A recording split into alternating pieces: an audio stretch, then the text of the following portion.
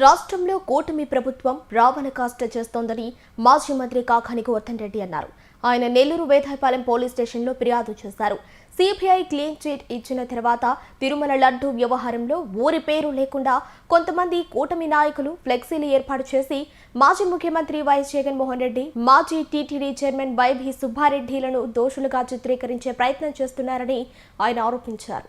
దీన్ని ప్రశ్నించిన మా నేతలపై భౌతిక దాడులు చేయటం సమంజసం కాదన్నారు. ఈరోజు రాష్ట్రంలో జరుగుతున్నటువంటి అనేక పరిణామాలని చూస్తుంటే రాష్ట్రంలో ప్రజాస్వామ్యానికి తావు లేకుండా, రాజ్యాంగపరమైనటువంటి విధులు నిర్వర్తించేటువంటి అవకాశం లేకుండా ఆటవిక పాలన రాజ్యమైనటువంటి పరిస్థితులు ఏర్పడ్డాయి. ఒక సున్నితమైనటువంటి అంశం, కోట్లాది మంది భక్తులు ప్రజల మనోభావాలకు సంబంధించినటువంటి దేశ విదేశాల్లోనే కాకుండా ప్రపంచవ్యాప్తిగా అత్యంత ప్రాభవం కలిగినటువంటి, అత్యంత పవిత్రత కలిగినటువంటి తిరుమల తిరుపతి దేవస్థానం, ఆ వెంకటేశ్వరుని లడ్డూ ప్రసాదం, వీటి మీద లేనిపోని నిరాధారమైనటువంటి ఆరోపణలు చేసినటువంటి నేపథ్యంలో దాని మీద ఈరోజు రాష్ట్రం ఒక పక్క తప్పు చేసి దొరికిపోయి రాష్ట్రాన్ని రావణ కాష్టంగా ఈ కూటమి ప్రభుత్వం మార్చేసినటువంటి పరిస్థితి. ఎందుకంటే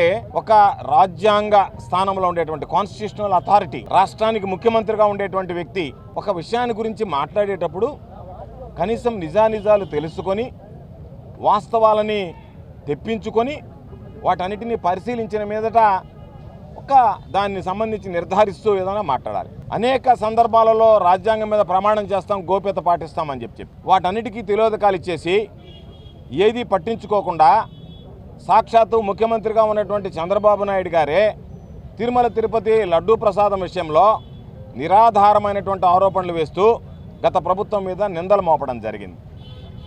దానికి ఈరోజు సుప్రీంకోర్టు మందలించడం, ఒక బాధ్యతాయుతమైనటువంటి కర్తవ్యం, విధులు నిర్వహించేటువంటి వ్యక్తులు ఈ విధంగా మాట్లాడడం సరికాదు అని చెప్పి చంద్రబాబు నాయుడు మీద ఆగ్రహం వ్యక్తం చేయడంతో పాటు ఇది రాష్ట్ర ప్రభుత్వ పరిధిలో జరిగితే ఇది పక్కదారి పట్టేటువంటి అవకాశం ఉంది అని చెప్పి గ్రహించి సిబిఐ విచారణని ఆదేశించి ఆ సిట్ ఏదైతే స్పెషల్ ఇన్వెస్టిగేషన్ టీం ఏర్పాటు చేశారో దానిలో సిబిఐని కూడా వేసి వాళ్ళను కూడా కలిపి సిబిఐ అధికారులను వాళ్ళ పర్యవేక్షణలోనే దీనికి సంబంధించినటువంటి నిజానిజాలు నిర్ధారించండి అని చెప్పడం జరిగింది.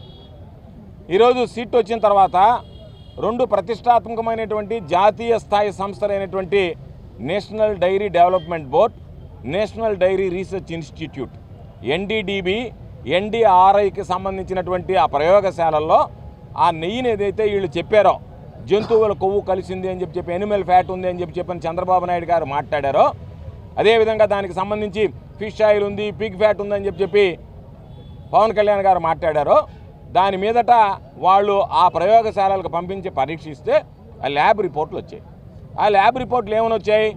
ఈరోజు వాటిల్లో గొడ్డు కొవ్వు కానీ, జంతు కొవ్వు కానీ, ఫిష్ ఆయిల్ కానీ, పంది కొవ్వు కానీ ఏది లేదు అని చెప్పి వాళ్ళు నిర్ధారించడం జరిగింది.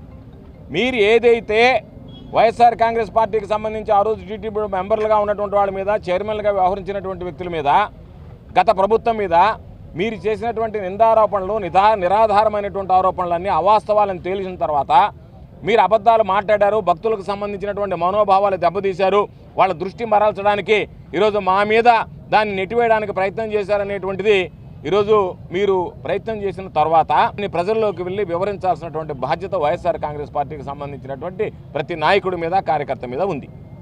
ఈరోజు మేము మాట్లాడడం కాదు, సాధారణ భక్తులే మాట్లాడుతున్నారు.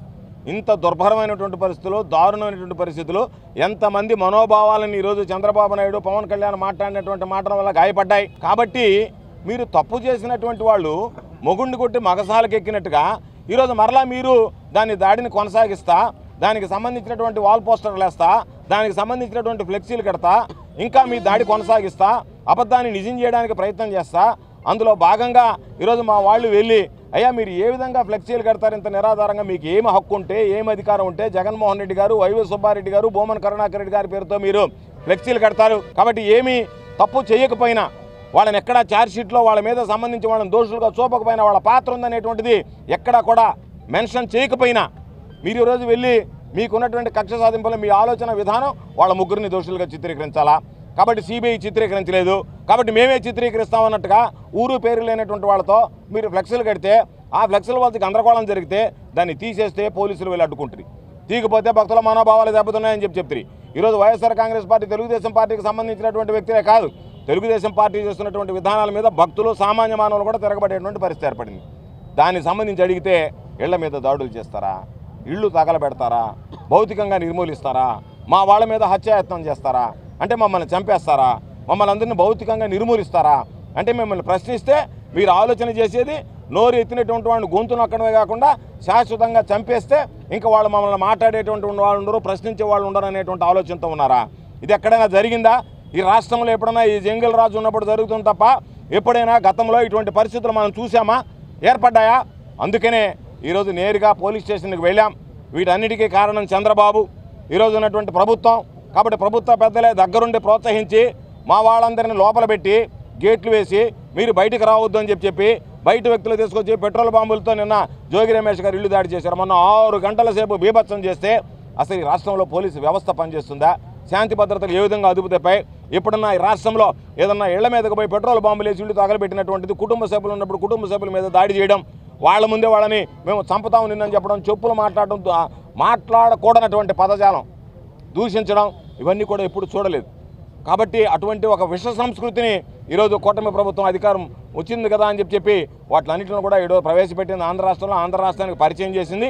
తప్పనిసరిగా దీనికి భారీ మూల్యం చెల్లించుకోవాల్సినటువంటి పరిస్థితులు ఉంటాయనేటువంటి విషయాన్ని గమనించుకుంటే మంచిది.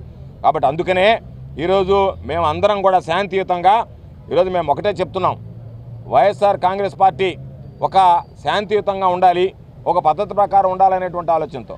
అందుకనే రాంబాబు గారు కూడా స్పష్టంగా చెప్పాడు, నేను కాస్త ఆవేశానికి లోనయ్యా కాబట్టి నేను మాట్లాడినటువంటి మాటలు వెనక్కి తీసుకుంటున్నా, ముఖ్యమంత్రి గారి గురించి నేను ఎటువంటి అనుచిత వ్యాఖ్యలు చేయలేదు, వాళ్ళు అన్వయించుకున్నారని చెప్పి మాట్లాడడం జరిగింది. ఎవరి మీదైతే మీరు చెప్పారో ఆ వ్యక్తే బయటకు వచ్చి నేను మిమ్మల్ని అనలేదు అన్న తర్వాత వివాదం అంతటితో సమసిపోతుంది.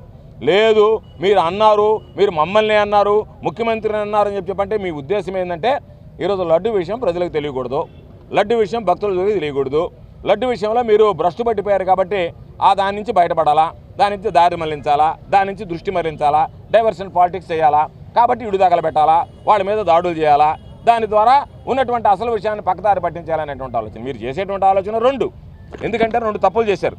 ఒకటి లడ్డు విషయం, రెండవది గీతం యూనివర్సిటీకి ఏదైతే లోకేష్ వాళ్ళ షడ్డకుడు ఉన్నాడో కో బ్రదరు ఎంపీగా ఉన్నటువంటి శ్రీభరత్కి దాదాపుగా 5,500 కోట్ల రూపాయలకు సంబంధించినటువంటి స్థలాన్ని మీరు అప్పచెప్పారు. గత ప్రభుత్వం ఏదైతే జగన్మోహన్ రెడ్డి గారు దానికి సంబంధించి కాపాడాడో ఆ స్థలాన్ని అప్పనంగా మీరు అప్పచెప్పారు. కాబట్టి ఈ విషయాలు ప్రజల్లోకి పోకూడదు, మీ దోపిడీ బయటపడకూడదు, మీ దొంగతనం బయటపడకూడదు, మీరు చేసినటువంటి అసత్యమైనటువంటి ఆరోపణలు బయటపడకూడదు. కాబట్టి దాని దృష్టి మరల్చడానికి ఈరోజు మీరు రకరకాలైనటువంటి కారణాలు పెట్టి ఈరోజు మా వాళ్ళని హింసించడం, మా వాళ్ళ మీద దాడులు చేయడం, ఏదన్నా మాట్లాడితే దిష్టి బొమ్మలు తగలబెట్టడం, పోలీసుల దగ్గరుండి వాళ్ళకి సెక్యూరిటీ ఇచ్చి ప్రొటెక్షన్ ఇచ్చి దిష్టి బొమ్మలు తగలబెట్టించడం. ఏ రోజైనా ఈరోజు మేము వెళ్తాం, ఏమి తెలుగుదేశం వాళ్ళు దిష్టి బొమ్మలు తగలబెట్టారు, మేము ఎందుకు తగలబెట్టకూడదు? చంద్రబాబు నాయుడుది, పవన్ కళ్యాణ్ది, లోకేష్ల దిష్టి బొమ్మలు అంటే మీరు ఉండేది, పోలీసులు ఉండేది ఒకరికి సంబంధించినటువంటి దిష్టి బొమ్మలు తగలబెట్టడానిక? ఒకరి దిష్టి బొమ్మలు తగలబెడుతుంటే ఈరోజు మేము అడుగుతున్నాం పోలీసు వ్యవస్థ, నేను అడుగుతున్నాను ఎస్పీ గారిని. ఈరోజు నిన్న ప్రతి మండల వ్యాప్తిగా ప్రతి దగ్గర కాల్చారు మా సంబంధించినటువంటి దిష్టి బొమ్మల్ని. ఏమి అదేవిధంగా ఎవడన్నా ఒక దిష్టి బొమ్మ తీసుకొని వస్తానంటే మీరు ఒప్పుకుంటారా? ఏమి ఎందుకు ఒప్పుకోరు? మీరు సమానంగా విధులు నిర్వహిస్తున్నారా, లేకపోతే పక్షపాత ధోరణితో ప్రవర్తిస్తారా అనేటువంటిది ఈ సంఘటనలు గుర్తు చేయటం లేదా? కాబట్టి ఖచ్చితంగా ఈరోజు నేను పోలీసుని, ఎస్పీ గారిని కోరేది, మీరు శాంతి భద్రతలు అదుపులో పెట్టాలి అనుకుంటే పక్షపాత ధోరణి విడనాడండి. మీరు అధికార పార్టీకి కొమ్ము కాయకండి.